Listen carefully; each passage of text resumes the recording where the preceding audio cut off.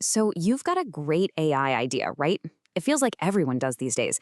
The tools are there, the excitement is there, and spinning up a cool little app seems easier than ever. You think, hey, making money from this should be a piece of cake. But, well, it's not quite that simple. Here's the tough truth. About 99% of these amazing ideas, they end up as what you might call toys. They're clever, they're impressive little tech demos, but people just aren't willing to open their wallets for them. There is a huge, huge gap between a cool gadget and a profitable business. So the real question is, how do you get from one side to the other? To figure that out, let's just walk through a really simple case study. We're going to look at an AI-powered app for managing business cards. I know, it's a classic problem, seems perfect for AI, right? And we're going to start by building out the toy version of this idea. Okay, so this first version of the app, it's definitely clever. It does what you'd expect. It scans a business card, pulls out the name, the company, the email, all that good stuff. But here's its unique feature, the cool part. The AI also describes what the card looks like. So you could search for a contact not just by their name, but by remembering, oh, it was that blue card, or I think it had a circle logo on it. Pretty neat, right? But is it actually valuable?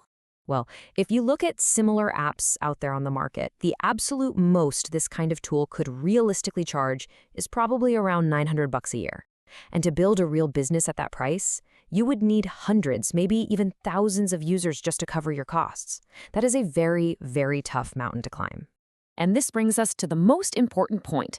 We've built a clever tool, for sure, but we haven't built an essential solution.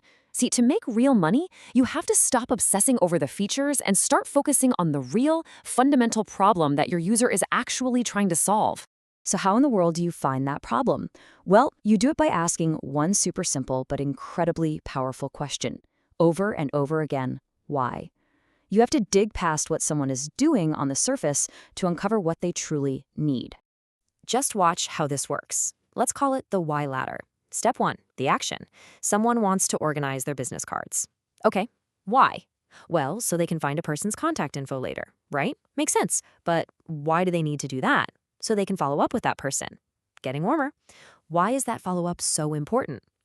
It's to find new business opportunities. And finally, why do they want those? To make more money. Boom, there it is. You see? The real task was never about organizing little pieces of paper, it's about generating revenue. And what we just found is what you call the core pain point. It's that deep, fundamental problem your customer is really dealing with. And here's the secret. In the business world, that pain point almost always, and I mean always, boils down to one of two things: saving them time or making them money. That's the formula. Now, once you really get that core pain point, everything about your product needs to change. This is where the magic happens. It stops being just a simple little tool and it starts becoming a powerful solution. First thing, its whole identity shifts. It's no longer an AI card manager. I mean, that sounds kind of boring, right? Like digital filing. No, now it's a personal CRM and lead generator. Now, that sounds like a machine that makes you money. Just the name itself elevates it from a basic utility to a high-value business asset. And this identity shift totally transforms the sales conversation. You're not asking, hey, want to pay me to organize your messy business cards? You're asking, how much would you pay for a system that automatically finds you 100 new qualified business leads every single year? The difference in value there is just night and day. So this new high-value way of thinking gives us the blueprint for a product with features that directly attack that core pain point of making money. This is so critical because it means we can finally link the price of our product directly to the value it creates for the customer. So what do these high-value features actually look like? Well, instead of just describing the card's color, the app now sends automated follow-up emails for you. It tracks who opens those emails, so you know who the warm leads are. It could even run quick, AI-powered background checks on new contacts to help you vet them. For bigger clients, it integrates all those contacts into a shared team database and spits out reports on your most promising leads. See? Every single one of these new features is now tied directly to making money. And just look at what this does to the pricing. Remember our little toy app? It was stuck at maybe $900 a year. But a pro version, with the auto follow-ups and tracking, a small sales team would easily pay $5,000 a year for that. And an enterprise version, the full solution with team integration and AI vetting, that solves a massive business problem, and a company would gladly write a check for $100,000 a year for that kind of value. The potential is just worlds apart. Okay, So this isn't just about some imaginary business card app.